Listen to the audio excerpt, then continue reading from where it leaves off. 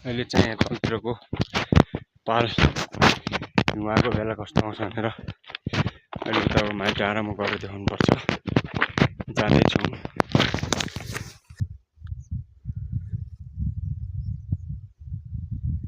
यहाँको बस्ती चाहिँ अहिले किरा टिप्ने खासै धेरै छैन, यति पाल मात्रै छ।